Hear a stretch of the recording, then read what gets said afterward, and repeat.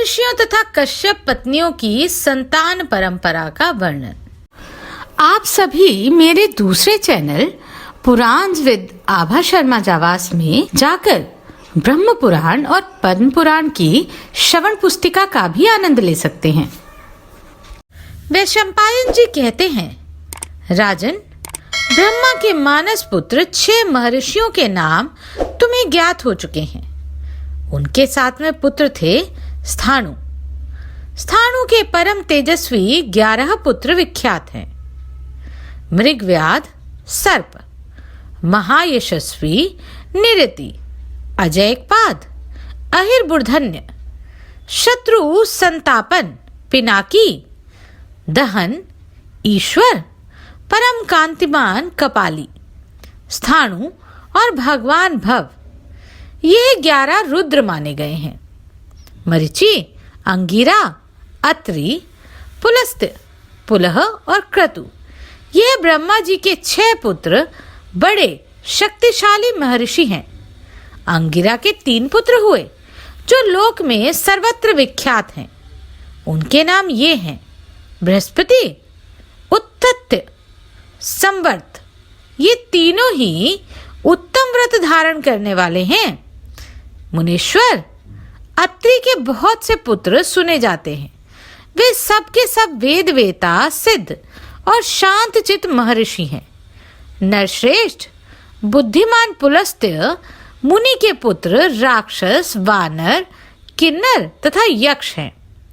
राजन, पुलह के शरभ, सिंह, किमपुरुष, व्याघ्र, रीछ और इहामृग अर्थात भेड़िया जाति के पुत्र हैं। क्रतु के पुत्र क्रतु के ही समान पवित्र, तीनों लोकों में विख्यात, सत्यवादी, व्रतपरायण तथा भगवान सूर्य के आगे चलने वाले 60,000 बाल खिल्ले ऋषि हुए। भूमिपाल, ब्रह्मा जी के दाहिने अंगूठे से महातपस्वी शांतचित्त महर्षि भगवान दक्ष उत्पन्न हुए। इस प्रकार उन महात्मा के बाएं अंगूठे से उनकी पत्नी का प्रादुर्भाव हुआ। महर्षि ने उनके गर्भ से 50 कन्याएं उत्पन्न की। वे सभी कन्याएं परम सुंदर अंगों वाली तथा विकसित कमल के सदृश विशाल लोचनों से सुशोभित थी।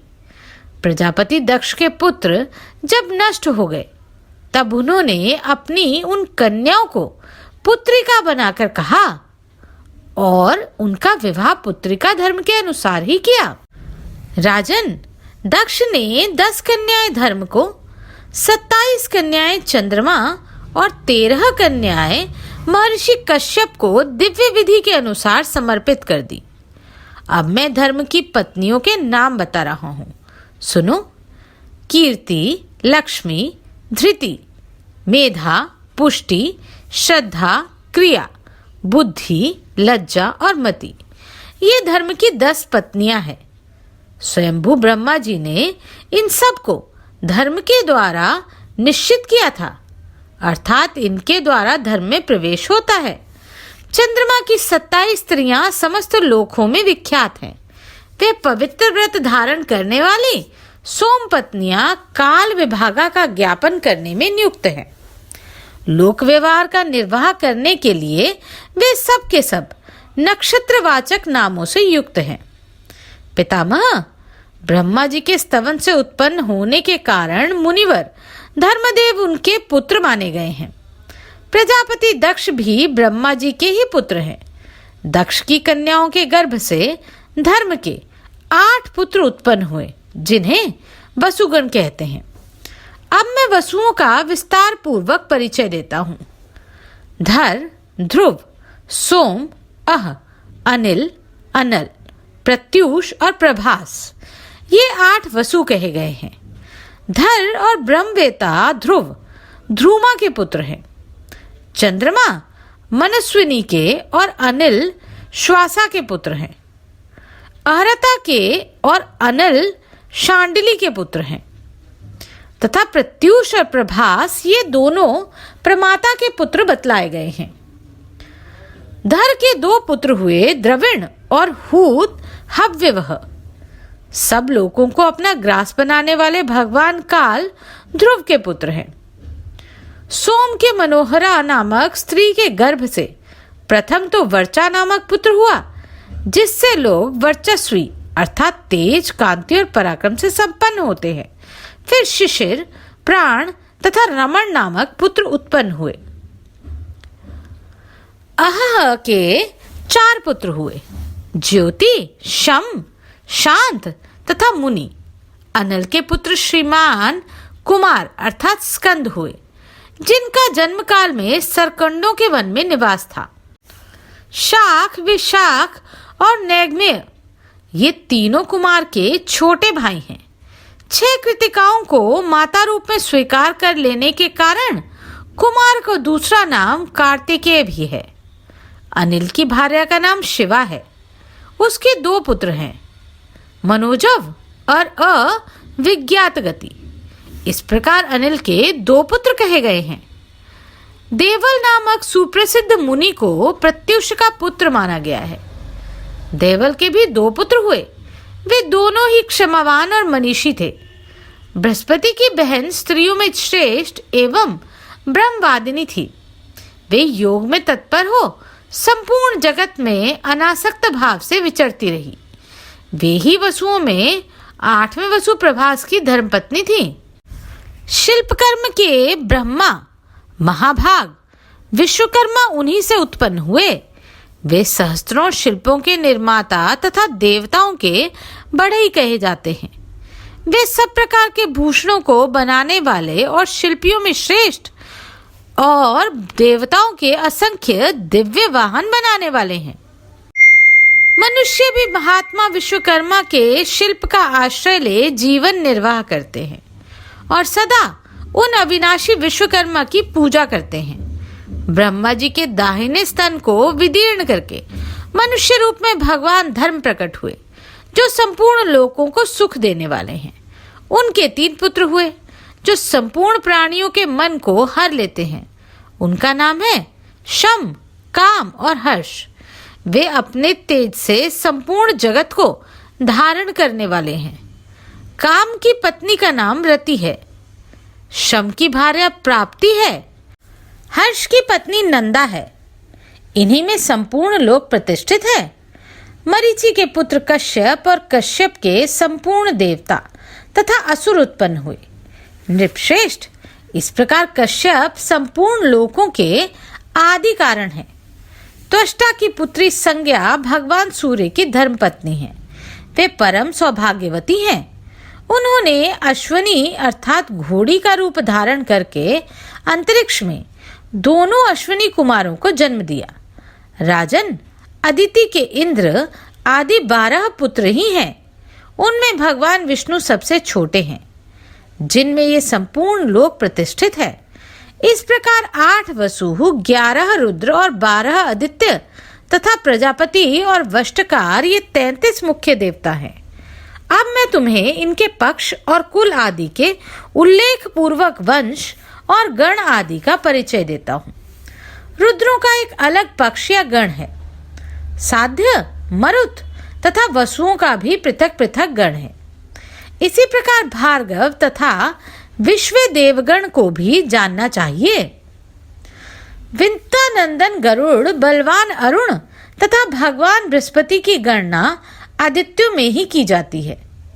अश्विनी कुमार, सर्वौषधि तथा पशु, इन सब को गुह्यक समुदाय के भीतर समझो। राजन, ये देवगण तुम्हें क्रमशः बताए गए हैं। मनुष्य इन सब का कीर्तन करके सब पापों से मुक्त हो जाता है। भगवान भृगु ब्रह्मा जी के हृदय का भेदन करके प्रकट हुए थे। भृगु के विद्वान पुत्र कवि हुए और कवि के पुत्र शुक्राचार्य हुए, जो ग्रह होकर तीनों लोगों के जीवन की रक्षा के लिए वृष्टि, अनावृष्टि तथा भय और अभय प्रदान करते हैं। स्वयंभू ब्रह्मा जी की प्रेरणा से वे समस्त लोकों का चक्कर लगाते रहते हैं।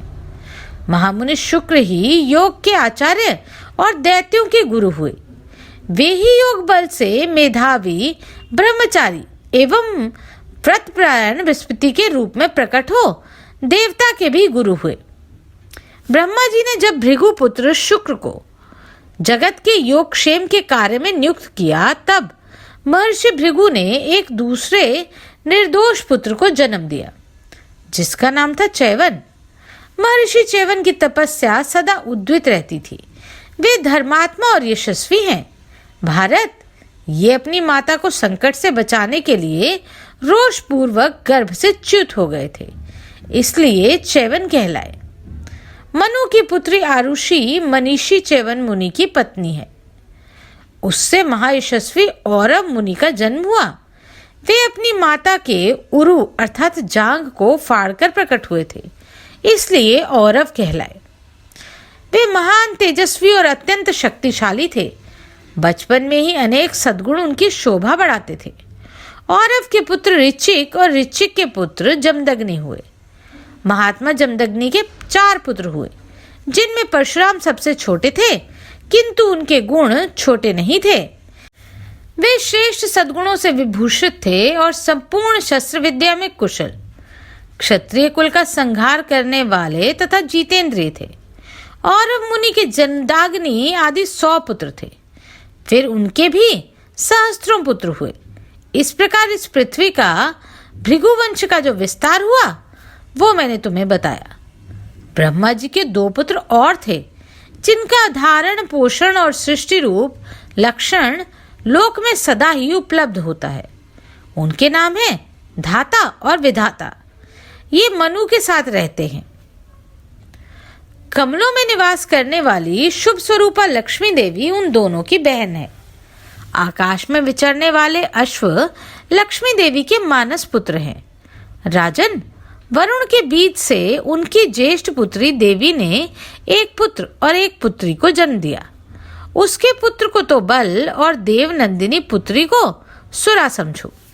तदनंतर एक समय ऐसा आया जब प्रजा भूख से पीड़ित हो भोजन की इच्छा से दूसरे को मारकर खाने लगी।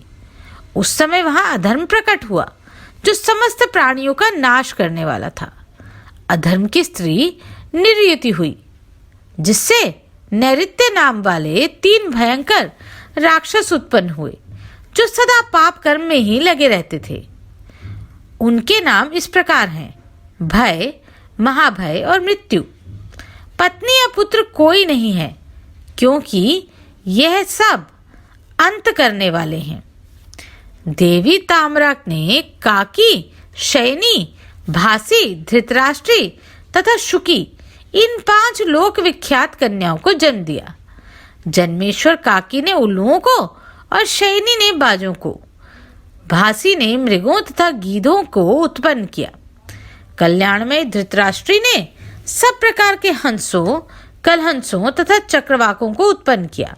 कल्याण में गुणों से संपन्न तथा समस्त शुभ लक्षणों से युक्त यशस्वी ने शुकी ने शुको अर्थात तोतों को भी उत्पन्न किया। क्रोधवश 9 प्रकार की क्रोध जनित कन्याओं को जन्म किया। उनके नाम ये थे: मृगी, मृगमंदा, हरि, भद्रमना, मातंगी, शार्दुली, श्वेता, सुरभि और संपूर्ण शुभ लक्षणों से संपन्न सुंदरी सुरसा। नरश्रेष्ठ समस्त मृगों की संतानें हैं। परंतप मृगमंदा से रीछ तथा समर अर्थात छोटी जाति के मृग उत्पन्न हुए। भद्रमना ने ऐरावत हाथी को अपने पुत्र रूप में उत्पन्न किया। देवताओं का हाथी महान गजराज ऐरावत भद्रमना का ही पुत्र है। राजन, तुम्हारा कल्याण हो। वेगवान घोड़े और वानर हरि के पुत्र हैं। गाय के समान पूंछ वाले लंगूरों को भी हरि का ही पुत्र बताया गया है। शार्दुली ने सिंहों, अनेक प्रकार के बाघों और महान बलशाली सभी प्रकार के चीतों को भी जन्म दिया, इसमें संशय नहीं है। नरेश्वर, मातंगी ने मतवाले हाथियों को संतान के रूप में उत्पन्न किया। श्वेता ने शीघ्रगामी दिग्गज श्वेत को जन्म दिया। राजन, तुम्हारा भला हो।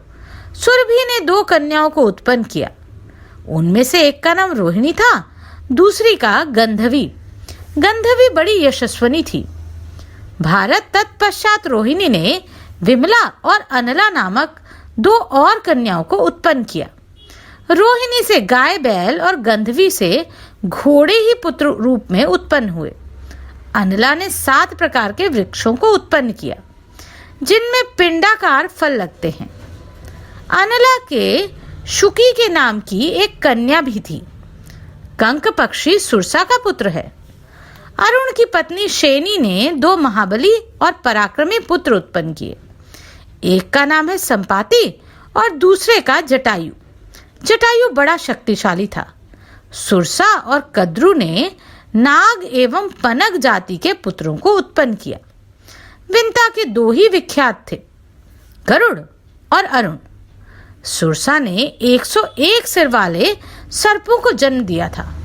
सुरसा से 3 कमल नयनी कन्याएं भी उत्पन्न हुईं, जो वनस्पतियों, वृक्षों और लता गुल्मों की जननी हुईं। उनके नाम इस प्रकार हैं: अनला, रूहा और विरुधा। जो वृक्ष बिना फूल के ही फल ग्रहण करते हैं, उन सबको अनला का पुत्र जानना चाहिए। वे ही वनस्पति कहलाते हैं।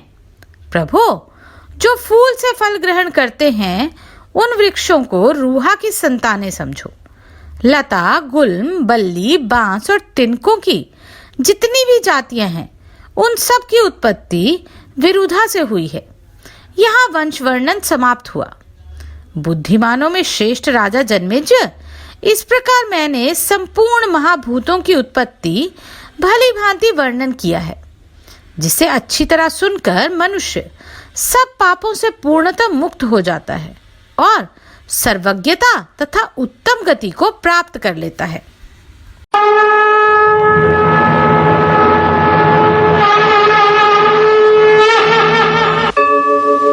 यदा यदा हि धर्मस्य